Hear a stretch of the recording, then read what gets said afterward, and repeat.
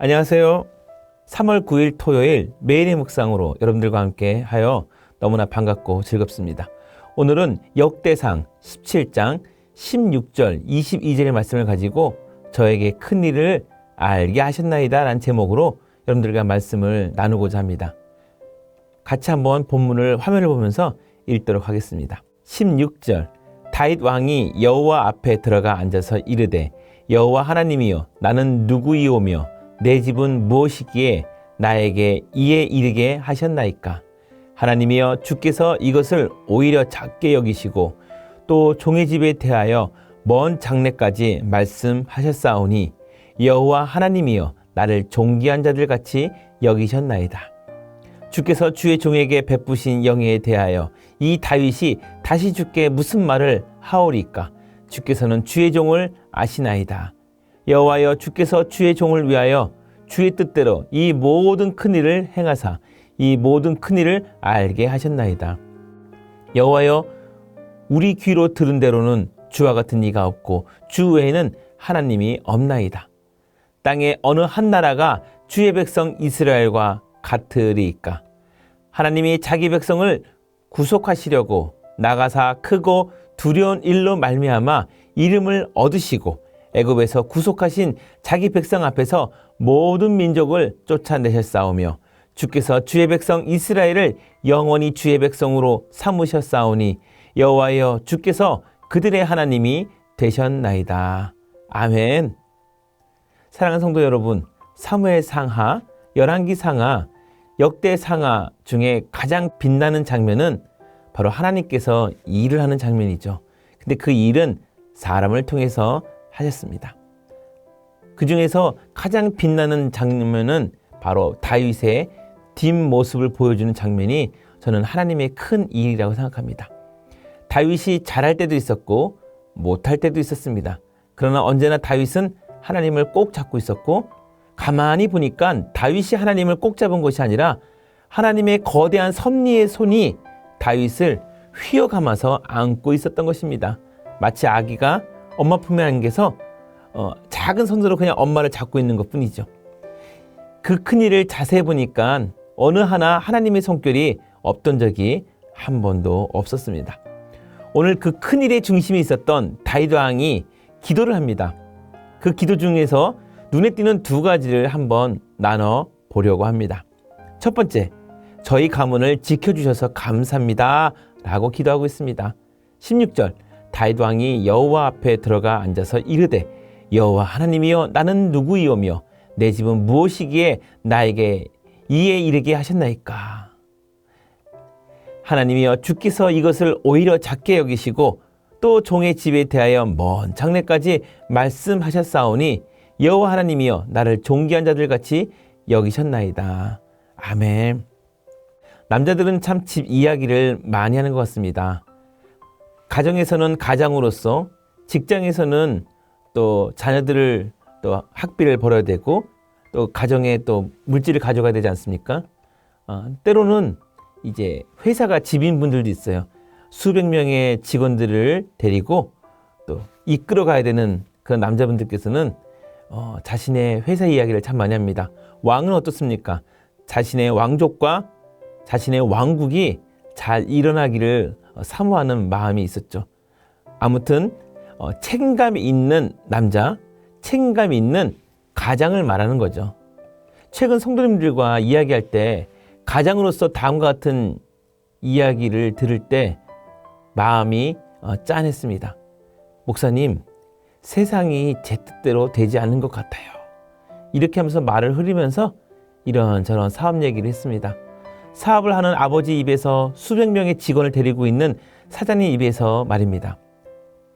근데 이것을 또 반대로 한번 생각하면서 그분과 함께 은혜롭게 말씀을 나눴습니다. 바로 어려운 때 하나님의 은혜를 입을 때라고 말입니다. 하나님의 은혜를 입는데 나뿐만 아니라 자녀 가문까지 챙겨주는 것을 느끼면 얼마나 기분이 좋을까요? 지금은 나에게 어렵지만 이것을 넘어가면서 내가 드렸던 기도 또한 나를 통해서 하시는 그 기도가 우리 가문과 자녀를 바꾼다면 얼마나 기분이 좋을까요? 일개 목동 출신인 자신을 이스라엘 왕으로 세워주시고 그 속한 집안이 보잘것 없음에도 불구하고 왕가로 세워주신 여호와의 은혜에 대해서 다윗이 서리적인 표현법으로 감사의 내용을 전하고 있습니다. 나는 누구이오며 내 집은 무엇이기에 나에게 이렇게 하셨습니까? 나에게 여기에 이르기까지 하셨습니까? 이에라고 하는 아드할롭이라는 단어는 문자적으로는 여기까지라는 뜻이지만 다윗의 인생을 돌아보아서 이것을 표현한다면 목동이었던 자신의 신분이나 미약한 집안 상황으로 도저히 상상할 수 없는 위치인 왕의 자리에 도달한 것을 의미하고 또한 감사하고 있는 것입니다. 다윗은 힘이 나고 있습니다. 나는 하나님이 의롭다고 하셨어. 나는 하나님의 백성이야. 난 의로운 자야. 그러면서 17절에 이렇게 표현하죠. 여호와 하나님이여 나를 존귀한 자들 같이 여기셨나이다. 여기서 존귀로 번역된 가보드란 단어는 어떤 인물이 가질 수 있는 당당함이나 주의로서의 영광스러운 위치를 말하고 있답니다. 세상 사람들은 이 카보드를 물질이나 아니면 자신의 지금 직위로 얘기하고 있지만 이 다윗은 그게 아닌 것 같아요. 나를 존귀한 자라는 것은 세상에 어떤 거를 비교하더라도 나는 행복해 라는 거, 그리고 나는 당당해 라는 겁니다. 우리 성도님들이 경쟁적인 이 사회에서, 물질 만능주의 사회에서 이 다윗의 이런 카보드의 영성이 좀 필요한 것 같습니다. 이는 또한 인간관계 속에서 갖게 되는 명성이나 영예나 고귀성을 가리키는데요. 이 모든 것들을 다 넘어서는 최고의 카보드는 하나님 내 뒤에 있어 라는 감사가 아닐까요? 두 번째 포인트가 재밌었습니다. 저는 두 번째로 저를 잘 아시는 주님께 감사합니다 라는 것을 한번 발견했습니다. 18절에 주께서 주의 종에게 베푸신 영예에 대하여 이 다윗이 다시 주께 무슨 말을 하오리까?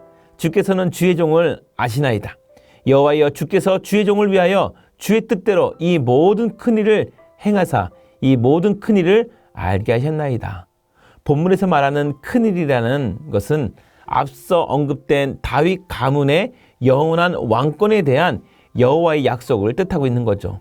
이 약속은 다윗 개인에게만 국한된 것이 아니라 다윗 집안 전체와 이스라엘 지파 전체, 그리고 더 나아가서는 인류 전체의 운명과 연관된 광범위한 언약이라는 거예요. 한 사람이 다윗을 통해서 이 모든 것들이 연결되어 있으니까 큰일이라는 거예요. 다윗은 큰일이라고 표현하면서 자신의 벅찬 감동을 표현하고 있습니다. 목동 출신으로 이스라엘 왕이 되기에도 미천한 자신에게 다윗 가문의 영원한 왕권에 대한 언약이 주어진 것은 가슴 벅차도록 큰일이었던 것입니다. 여러분, 말씀 한 구절이 우리의 가슴을 들어와서 우리 가슴이 벅찰 때가 있지 않습니까? 하나님의 큰일이 시작되고 있는 것입니다. 그 기도 응답을 통해 가문과 나라가 바뀌기 때문입니다. 바뀔 것이다, 바뀔 거야 라가 아니라 바뀌기 때문입니다. 확신하는 것이지요.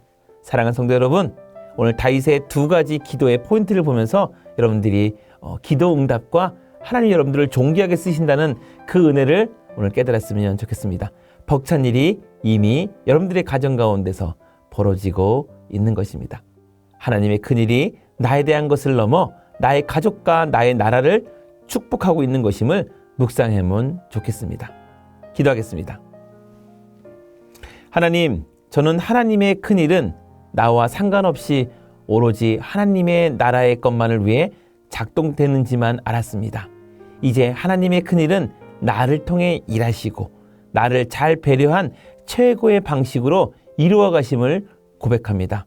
하나님의 백성이 얼마나 존귀하게 보호받고 축복받는지 알게 해주셔서 감사합니다. 존귀한 백성에게 하나님의 큰일을 오늘 알려주셔서 감사합니다. 예수님의 이름으로 기도드리옵나이다. 아멘.